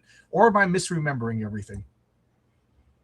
The books do mention Martians wearing ornaments and harnesses. It's just, okay, thank you. Tarzan did not find it. Okay, then maybe my perverted memory is kicking in overtime. That would make a great Disney movie. What do you think, John? John spoiling the secrets of the 3 Star Wars movies. I do know that the Fafford and Gray Mouser movies, like every girl is naked in those books. Oh my God. Like to the point, the last 2 books, I was like embarrassed to read them. I was like, but I had the series. Really, this guy gets, what's his name? Fritz Lieber. He was like a notorious alcoholic. And I think he just got like dirtier and dirtier as he got along. Try the DC. Yeah, I want to finish the Marvel one, and then I'm going to go to the DC one. Yeah. A Princess of Mars, Agent Thor straight up says the Martians find Earthlings' tendency to wear clothes silly and ridiculous. Yeah, but it's fantasy Mars because it's not cold. Mars is freezing. John Summer, a new name. Thank you for checking us out. What do I think of Read Comics Online? RJ, you got anything to say before? Let me put it this way. My morality kicks in, and I will go to Read Comics Online if I need to look something up, but I will only look up something I physically own. And I will use like I said, I will use the website, but only for something I physically own. And it's like I'm looking for something for my books that I'm writing and stuff like that, or I'm looking for a specific panel in order to give to my artists and stuff like that. So, and I don't want to have to go through my entire collection, find the book, take a picture of it, and then, all that kind of stuff. So that's the only real use for Read Comic Online that I have, but I can see other people using it to its full extent. I think it's a great resource for people who don't want to spend hundreds of dollars on an issue and stuff, but I only read physical comics, the exception being if people ask me to read their scripts or something like that. I'm not asking, but if you were to send me a physical copy of your comic, I'll read it right away. But because every night I put aside at least 40 minutes a day to read comics, but I just don't want to read on a screen. I only buy audiobooks of books that I've already read because I don't want to fall into that lazy habit of not reading. So, but I don't know. Like my friend now only listens to the Dresden Files audiobooks. I still have to read. So I'm waiting for the soft cover of what's it called? 12 days or something. Sound Engraver. Good to see you, Sound Engraver. Not to sound negative, but everybody reading your story is way different than you reading everybody's. Don't stretch yourself too thin. Yes. Obviously if 100 people send me scripts, I physically won't have time to read them all. But so far, 5 or 6 isn't a lot. From what I understand, Burroughs wrote John Carter the way he did because he hated the idea of getting old and kept everything focused on the present. Oh, okay. Okay, I got mixed up between the guy of what's his name? Edgar Rice Burroughs and Howard. I got it mixed up in my head for a second. John Carter, Deja Thor's from Dynamite started out well, but the more they went on, the more audience saw it. Near the end, it was unreadable. Did it devolve into like porn, which is I all these people who make these booby comics, like just make like lore accurate John Carter. That way, you get the hardcore people into it, and then you satisfy all the booby people at the same time, and you can pretend you're being literate. They weren't naked. It's unclear how they dressed. For example, the naked mastermind of Mars had some covering. Yeah, good. The men should be dressed. The women should be naked. There, I said it. Honestly, that's a universal law, isn't it, John? Right. Is that the way? Honestly, best John Carter comics for those first few volumes of Warlord of Mars by Dynamite. Oh, okay. Dynamite does a good job. All right. I'll check them out. The Fae are interesting to think about. Maybe they are descendants of Adam and Eve before they fell. The spirits of ancestors, lost children, or type of long-lived community. Yeah, I see. That's where I'm going. Like I don't. Everybody's into Nephilim right now, so I don't want to do the Nephilim, but I keep thinking like, or could they be like Cro-Magnon man? You know what I mean? Like I don't know. Could they be like, there's black people, there's Asian people, there's white people. Could there have been like another, like even more paler and whiter than Caucasians that died out or something? I don't know. But like the way they like genies, the way we describe them now, is like an invention of that 1001 Arabian Nights. Who is it? Is that Richard Burton that wrote that? But like that is the how we think. But the old stories of the jinn and stuff like that, they're almost described like the way Tolkien described his elves, which is the way the Nordics describe their elves, which is, you know, the Fae. We got like little insect Tinkerbell Fae, and then we got these gigantic like Herne the Hunter. If he's a Fae, I don't even know. They're split on that. If he was a human who transformed, or if he was a lost god, or if he was a real historical person. I'm fascinated by all that stuff. Tarzan saw Jane from afar along with her father and the others. He took care of him secretly for a while. Then Jane finally met his cousins as he saved. Okay, I'm misremembering. Or maybe it was the porn version I watched. I don't know. Or the Bo Derek version. There you go. The Bo Derek version. I remember watching that as a kid, and I'm just like, this stinks, but Bo Derek is hot. A type of neutral angel, a type of alien or spirits of. That's kind of how they describe jinn in the original Arabic lore. When Jane and Tarzan first hung out, Jane had been kidnapped by an ape that was going to eat her, and Tarzan saved her and then took her for himself when they got along. Yeah. And so obviously you read the book, Jewel. First off, the first Tarzan novel is a page turner. It's so good. The part that got me was Tarzan took like a tribesman from another tribe, you know, a black African, and was hanging him by a rope and was contemplating eating him. I was like, oh my God, Tarzan's going to eat somebody. And then he didn't. Yeah, but I was like, oh, spoiler alert. I was like actually getting nervous. Is Tarzan a cannibal? Is Tarzan going to be a cannibal? What do we got here?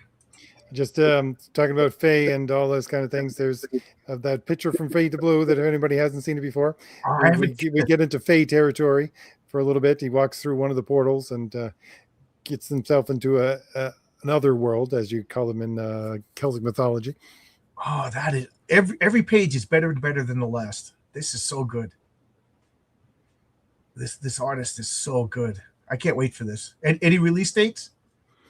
No, I actually have him working on a couple of things right now, which is slowing down the last pages for Fade to Blue for book 3. But like I said, I'm not releasing it until we get Crown the Destroyer out, because I don't want people, you know, saying I'm money grabbing and I still haven't. That's smart. That's smart. I can't wait. This looks so good.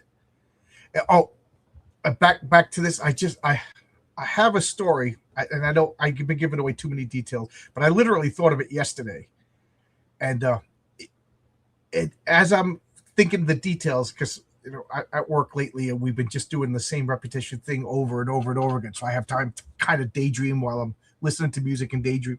And I was like, RJ's going to think I'm ripping him off, because it involves like once you cross this unseen border, you're passing into like fairyland kind of thing. And, you know, if you know where these places are, you could cross to like Avalon or whatever, you know, kind of like a Celtic thing, but it just works so well. And I'm being cagey on purpose because I don't want to give the details away. My thing is all based on doors to here, doors.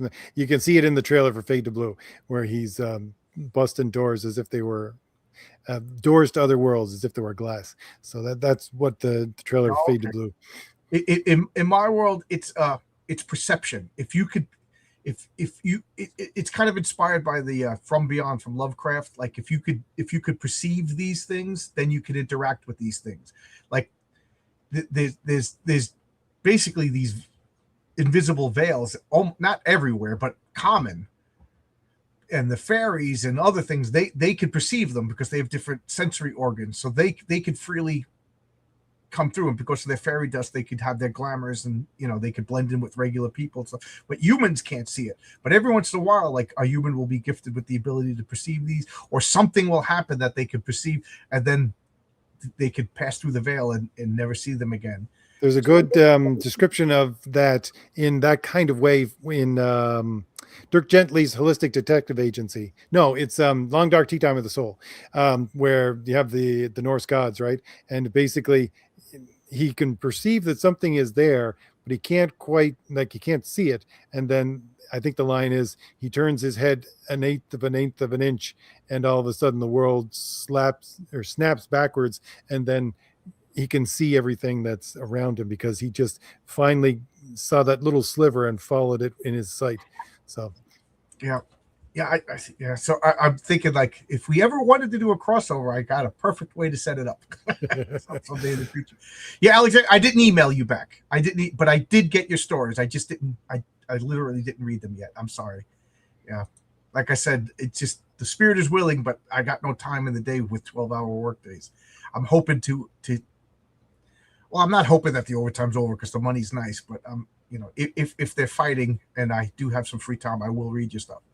Nephilim were all killed in the flood. To say anything else would be denying the Bible, unless someone wants to say it was a local flood, in which case the Nephilim don't matter.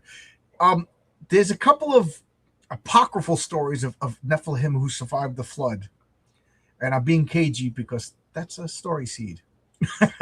But and again, for anybody who wants stories like that, John Wright is now writing stories based upon the idea of, what if this part of the Bible didn't happen? What if this miracle didn't happen? One of them being, what if the flood didn't happen? And then he brings the world forward to see what the world in his science fiction storytelling mind looks like. That's what John Wright's working on right now, if you know him as a novelist. Oh, okay. I thought you meant me. I was like, I'm not doing that. Oh, oh, okay. That sounds pretty cool. That's pretty interesting. It better not be Tarzan La Hante de la Jungle version. What is that? What is that? I don't know what that is. I'm talking about the Bo Derek one that came out in like the 80s, where they paint her white. Man, it's and the creepy thing about it is directed by her husband. Ooh, would you direct your wife naked like 3/4 of a movie? That's just creepy. Hollywood is creepy, ladies and gentlemen. Wormholes are a better explanation alternative to teleportation.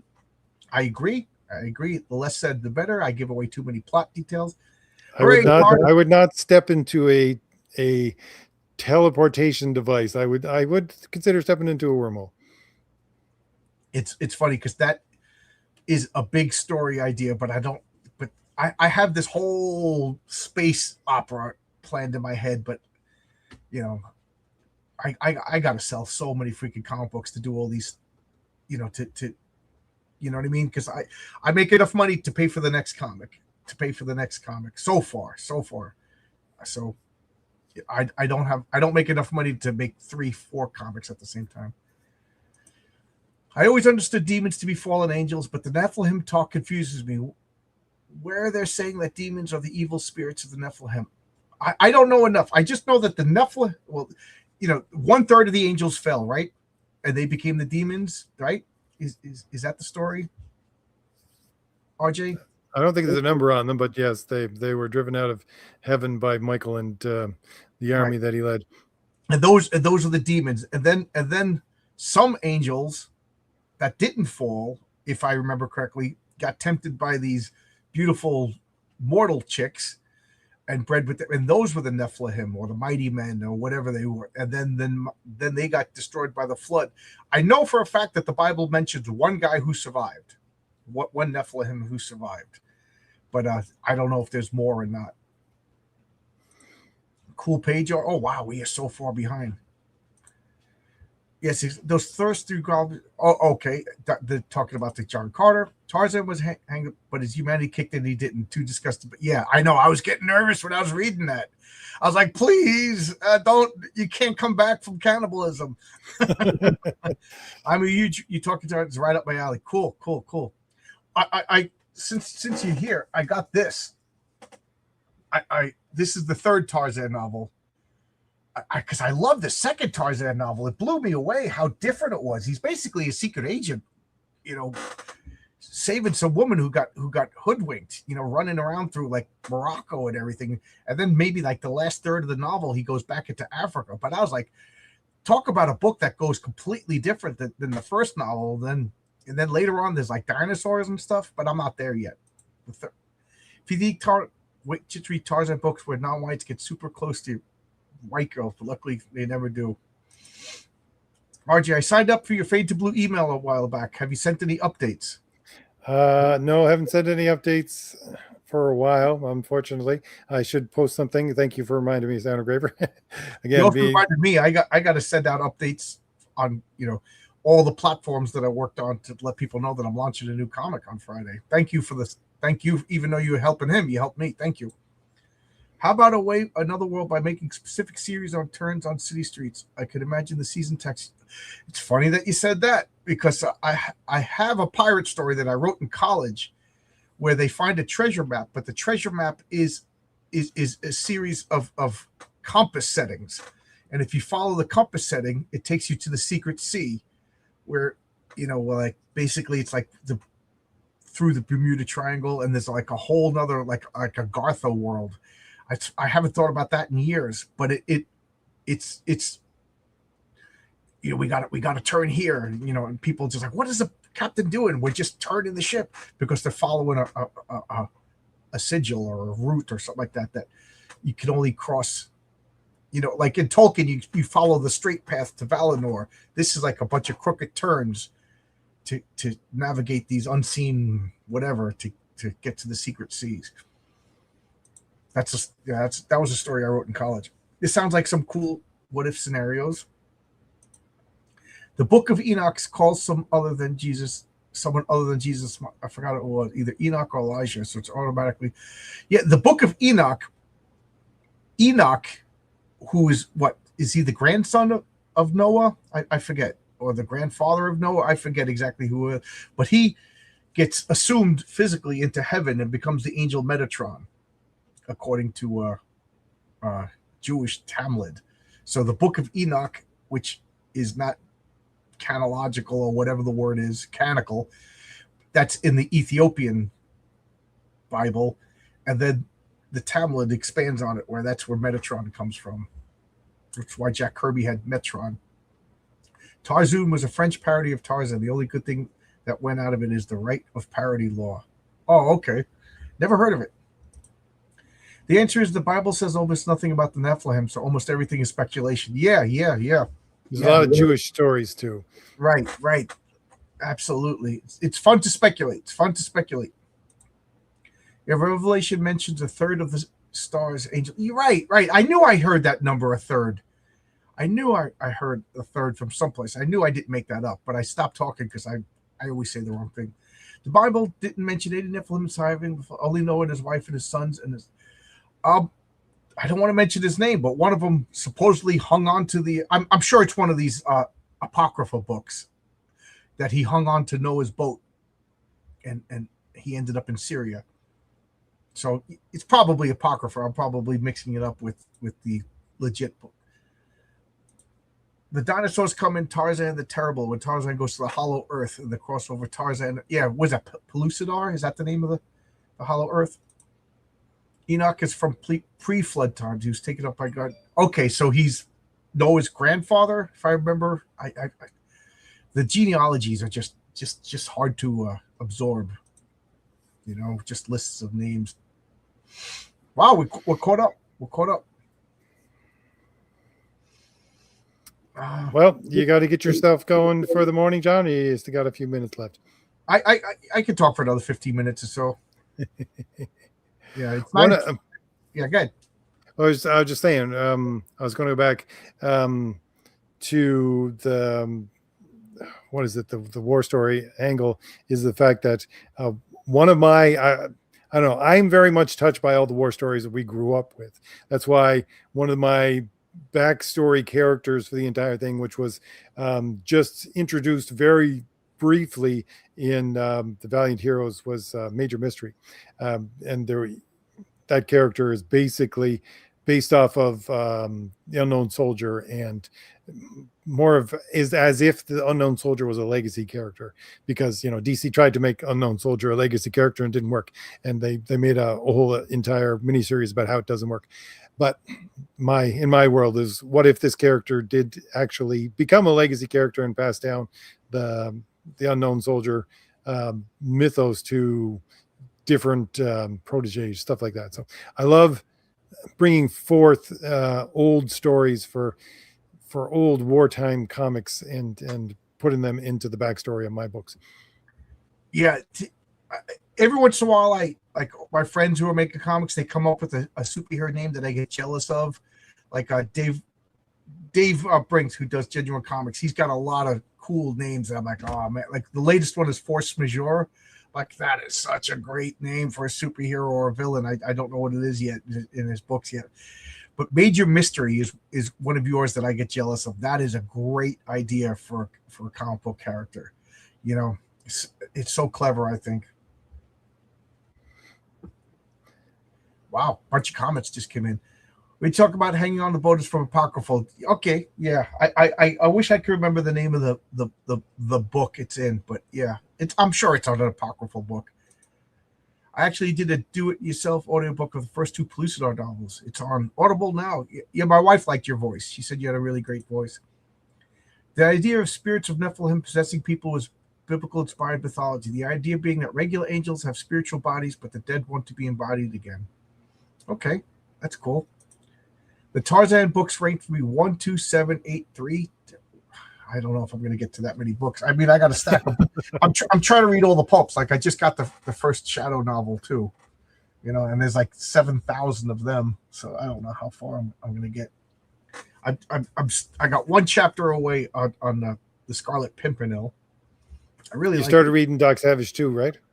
I read 3 Dr. Savage novels, and I read the first one, and then it said Doc Savage number 3, so I read the second one, and then it said Doc Savage number 3, and then I read it, and it was the 28th, and I'm so mad that I read it out of order, and it was kind of silly. One of the guys had a pet pig, you know what I mean, like a pig that he trained to do missions and stuff like that. But the first 3 books, the first 2 weren't silly at all, you know. And then the 28th novel had like a comedy pig. I don't know. I didn't like it. I haven't read the rest. From what I see from my European comic, they see war stories very differently. Yeah, well, they experienced them. You know, the European war experience is vastly different. For the most part, the American war experiences, it happens over there. You know, like survivor tales or whatever. But the European, I imagine, like, you know, the Asian war experience and the European war, you know, it's neighborhoods. Like you're not just walking through Kansas City and seeing houses wrecked by mortars and stuff like that.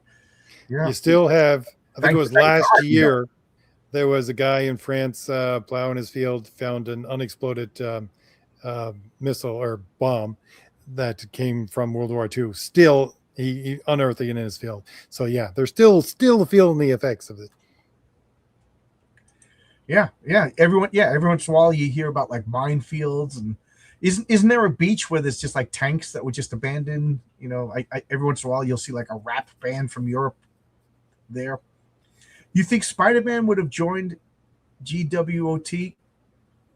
What is GWOT? I'm sure it's something obvious that I'm just not connecting. After 9/11, the Great War on Terror? No, because I don't want. That would be a mistake to get Spider-Man obviously involved in a political mission. You know, Spider-Man stops people from robbing banks and stuff like that, saves kids falling off buildings. To get Spider-Man to become like a operative of the government fighting the war, that's not Spider-Man. Captain America, maybe, you know, but that's Spider-Man. You would probably like Edgar Allan's Venus series. Yeah, I didn't even know there was a Venus series. Was it Carson of Venus? Right, I didn't even know there was a Venus series until like recently. I'm talking like 3 or 4 weeks ago. I know of a Russian novel similar to John Carter, Alita, by Alexis Tolstoy, in which 2 Russian scientists arrive on Mars and discover the population of Mars is actually descended from Atlantis. That sounds cool. I like that kind of stuff. Burroughs, The Monster Men. Wow, this is another one I didn't know. The Monster Men by Burroughs. But at the end, it's actually subversive to subversive. Burroughs was based. I never heard of the Monster Men. What is the premise of that? The Imperians have a different kind of war because only the excellent could truly appreciate war. The Monster Men was. I didn't know. I don't know anything about the Monster Men. It was funny. Just today, I was thinking of a monster superhero, and I was just like, what would his name be? Like I kind of like. like the Hulk or the Thing or Hellboy. Like I like when there's like a monstrous character that's a good guy, and I was just like, just the monster. Like I was like, what would the monster be? A superhero just called the monster? What? So that's about as far as I got. I was like, I kind of like the idea of a superhero just called the monster. So I don't know. Got to flesh it out. That's really all I got. Soul Warrior should go to be by Brown or Monster, or I don't know. I don't know anything about the monster. C.S. Lewis also wrote a story about the planet Venus. You ever see that meme where the astronauts finally get to the moon, and then you just see them stepping out onto the moon, and then in the foreground is a Viking ship, and he just says, "Damn Vikings." Which, because the very first, one of the very first, if not the very first, what they consider science fiction novel is ancient Greek story about the Greeks sailing off into different parts of the universe and going around the sun and through the moon and all these kind of stuff. Yeah, I read that. That's by Lucian, the first librarian of the Library of Alexandria, who is played by a black woman in the Sandman show, which I love because people they're like, Lucian doesn't exist. It's a fictional character. It's based on the man from who was the first librarian of the Library of Alexandria. Like I said, don't tell me stuff about that. But what was the name of I can't remember the name of the story. Me either. It's tough to read because like ancient Greek stuff, because I think it was written as a poem, so it's a lot of repetition. Oh yeah. Oh, it's probably written as for recitation. That's why they repeat over and over again. It's a memory trick. I read the Monster Man's kind of a Frankenstein deal, except it's more than one monster on an island jungle all up. Chinese cook is I didn't know this existed. I didn't know. I got to check that out. Imagine Frank, just like there was a C.S. Lewis book. Now I can't remember that I didn't know existed. I only know C.S. Lewis from Narnia, and I'm not the biggest fan of Narnia. I don't know, something about Narnia just bothers me. The world building is a little off, in my opinion. I liked it, but I like Tolkien a lot better. But there's something by C.S. Lewis that it escapes me now that it really, really sounded intriguing. Imagine Frankenstein, but way better, more comedic and yellow terror, just to make you scared, but not subversive. That's the Monster Men? Okay, I'll check it out. Vikings. Yeah, this is fun, learning about stuff that I didn't know about. If you want some inner European racism, Burroughs, I Am Barbarian. It's so racist to Italians. That's the funny thing is like we were just talking about that at work today. But like funny racism. I to the point in the 90s and early 2000s, we were at the point where like racism was funny, and then all of a sudden everything got reverted again to like, oh, it's the worst. It's like, at least whatever, Stalin wasn't a racist. You know what I mean? Like that's the worst thing he could possibly be. I think a murderer is probably worse. Debating on checking C.S. Lewis's space trilogy. That's not the one. I didn't know he wrote a space trilogy either. See, I don't know, because I read Narnia because I felt I had to, but it wasn't my favorite. Or the ancient, because the Christianity, I like the Christianity in it, but I thought it was like weird, like there's witches and everything like that, and then all of a sudden Santa Claus pops out, and obviously, I will tell you the Tash. When the demon Tash was marching this big chicken god, I found that to be terrifying. I don't know, maybe I was imagining too hard, but I legit thought that was scary. One of the ancient Egyptians, the really smart ones, made pyramid spaceships, while those left behind made pyramid ships in a cargo cult called. Oh, okay. That's C.S. Lewis. Space Trilogy is good, but deeply philosophical. The second book, the whole thing is very strange. The racism was only funny in the 90s to subvert white America. That's why they made gays funny in the 2000s. The Land That Time Forgot is very anti-German, but it was written during World War I when Germany was America's enemy. In Aleda, the Atlantic colonists had intermarried with the native Martians, becoming hybrids with the same blue skin, others yellow and red. I think it's funny in the John Carter, like all the races are just like one thing. Like all the red Martians are this. All the yellow Martians are like scientists, and all if I remember correctly, the black Martians lived on the moon and like kidnapped the red women. Were there purple Martians? I didn't get that far. I think I read the first 4 John Carter books, maybe 5. Strange but good. Lewis is very loose with Christian myth and symbols. It is meant to be strict allegory. Yep.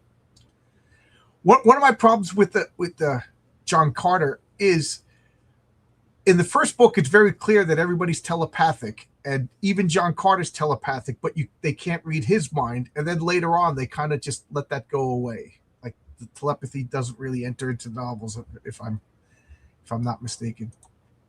If you want Edgar Rice Burroughs ranting about communism, the Moon Maid sequel, The Moon Men, is anti-communist, but had to make it about the moon because they wouldn't let him write about Yep. Also, the Venus series has communists. I just had a thought in my head, but it just went. Hey, Matt's here. How you doing, Matt? How's it going? This is Matt Barr, the artist behind Rock and Roll Ninja. Can't wait. Rock and Roll Ninja was by far the best book written, the best book by Splato Comics, Richard C. Meyer. This is the artist. Can't wait. He's almost done with Rock and Roll Ninja 2. Good stuff. He did a couple of pages for me, and this is the guy I was talking to you about. I was telling RJ about you. You're a good guy for logos and stuff like that. Matt, would you be good with making fake maps? Actually, I've been rereading Gods of Mars, and the Black Martians being from the moon is a myth. They're basically pirates. Yeah, they're pirates. Huh. Anything you want to say, RJ? I am going to go to bed now. It's 10 o'clock. No, I think we exhausted our 2 hours, John. Had a nice, good conversation. Couple, actually. Yeah. That the lag of the. I enjoy the chat asking questions, stuff like that. So because me and RJ basically, this is the topic, and then within 4 minutes we're completely on something else. Well, okay. I got a list of books that I need to look up. That's for sure. Due to the chat. Yeah, I didn't know about the Monster Man. That sounds really interesting. In my books canon, Carter's humanoid Martians are related to Elitas, thus examining their human appearance despite the fact that they lay eggs. Yeah, that was always like the green Martians. They could lay as many eggs as they want, but like the human Martians. That always just disturbed me that they lay eggs. Deja Thoris laying an egg is a very disturbing thought. Like, how does it come out? You know what I mean? Like, she's got a human anatomy. Where does an egg come out? Like, out of the belly button? And I don't really want to know, so don't describe it to me. Burroughs is literature's greatest treasure. Yep. So, anything you want to say on the way out, RJ? No, just I appreciate everybody's patience, and I apologize for not having the link up for this live stream earlier. Just one heck of a busy day, and working on John Carter, working on Crown the Destroyer, and also talking to the fella for Fade to Blue for a couple of things as well. So that's busy. I mean, I'm excited for your book, but every time you show pages of Fade to Blue, it looks better and better and better. Plus, I like the setting, old New York. I can't wait. That looks good. It's not just old New York, John.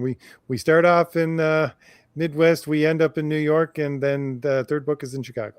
Oh, okay. I didn't know that. Oh, cool. And the story you just read is gonna. That's the art's gonna start on that in like maybe 2 or 3 weeks. Great.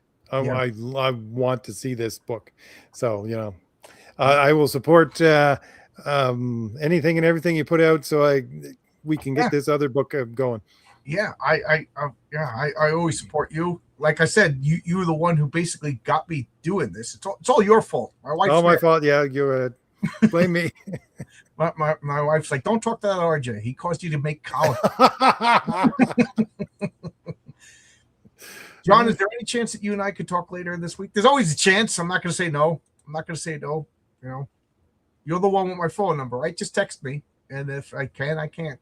I'm nobody special. All right, well, I'm going to go. But remember, Friday I'm going to launch.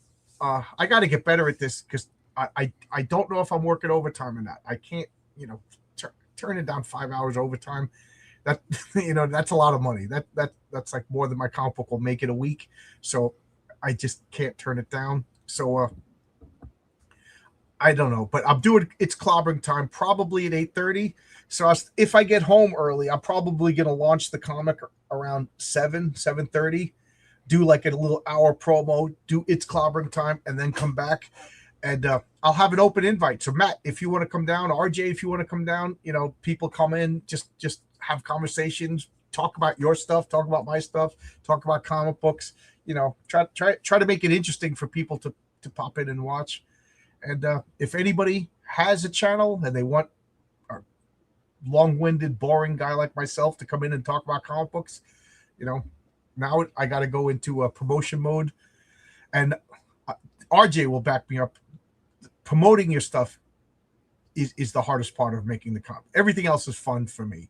Everything else, watching the connecting with your audience, getting them into that funnel where they will buy is the hard part, and right, it is the key part. Because I think my stuff is so cool that it should sell itself, and I don't want to become a snake oil salesman. Buy my comic books; they'll cure cancer. Like, you know what I mean? Like, it's like, tell me about yourself. Well, I'm really cool and super talented, and I'm I just find it to be so unseemly. But you have to do it, right? Nobody else is going to promote me but me, right? I could just see you, John, as the wizard from Wizard of Oz. Right. You know what promoting your comic book is like? Just imagine going on a first date over and over and over again. Well, when I grow up, I want to be, this and that. I plan to do this with my life, and you know what I mean. You got to convince this girl to have a second date. That's what the first date is always. That's what promoting your comic book is. It's not fun, but I do like talking to people. So I'll go on your channel. You come on my channel. We'll talk about comics. You have your email? Okay, email me. Yeah, advertising yourself is tough. Do you go on a job interview? That's what promoting is. It's a job interview over and over and over again. But we got to do it. Stan Lee's not here. We got to promote comics ourselves, and we got to stop fighting with other comic book people. If you don't like the other comic book guy, just don't talk about him. Bury him in sales. What's that? Bury him in sales, if that's what you need to do. Right. I blame myself. I got caught up in drama for like two good years, and I don't know. Maybe it helped. I don't know. I don't know how to measure that. But I'm done. If you don't like me, talk about me. That's fine. I'm just not going to respond. I got comics to make, and there's plenty enough people that do like me that I could. Not that I'm going to put a bubble around myself. You know what I'm saying? I'm just not going to be the puppet on the string that whenever you want to, talk about me and get some super chats, mention my name, and then I turn into Pinocchio. And then you show that. Look at this guy. I fell for that a few times. But anyway, goodbye. See y'all later. See you. Tune in for RJ's sermon on Saturday. Please don't call it that. Ramblings of a madman in the wilderness. There you go. I enjoy you. You always give me something to talk about. To think about rather. And I have to listen to it either when I'm driving in my car and I can concentrate, or if I'm like sitting in this chair and I'm drinking my coffee. Because a lot of times on YouTube, like I'll be cleaning or doing something like that, because who cares? But your stuff, I always like to think about it. And even the stuff I disagree with, it's very thoughtful, and I get nervous, like, well, how am I going to tell RJ he's wrong about this? That's what the comments are for. Everybody, right. Just let everybody in the chat know, or anybody's going to listen to this video. That's what the comments are for. I'm testing out my ideas to see if they'll string together, and then see if they hold up to people in the chat. It's just this week.